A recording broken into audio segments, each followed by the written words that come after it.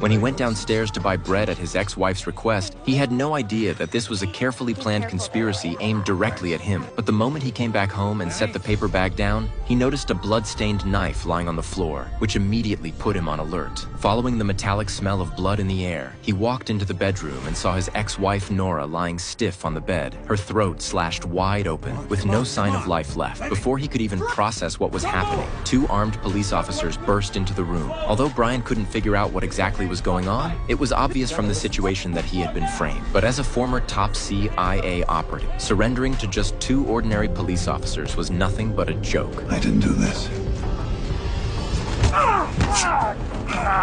After taking down the two men inside the room, he heard hurried footsteps outside. Without hesitation, he leapt straight out of the window, bracing his body for the impact as he hit the ground. He picked up a fallen handgun just as police cars came roaring in pursuit. Brian knew full well he was already trapped in a vortex of conspiracy, and to break free, the first step was making sure he didn't get caught. Luckily, he was intimately familiar with the area's layout. He vaulted walls, climbed rooftops, cleared obstacles, zigzagged and sprinted with everything he had, eventually breaking into a nearby house. He slipped into the garage, tossed away the stolen police gun, and quickly crawled under a car. Beneath the planks was a sewage duct he had prepared as an escape route. Without a second thought, Brian rolled over and dropped down into it. By the time the pursuing officers reached the garage, they found nothing but emptiness. The suspect had completely vanished. By now, Brian had already escaped through the sewer system. Ignoring the stench covering his body, he rushed to a public phone and immediately informed his daughter Lisa about her mother's murder. He repeatedly warned her not to believe anything anyone else said, promising he would find a way to contact her again. The sudden devastating news nearly broke Lisa on the spot, but at this moment there was nothing she could do.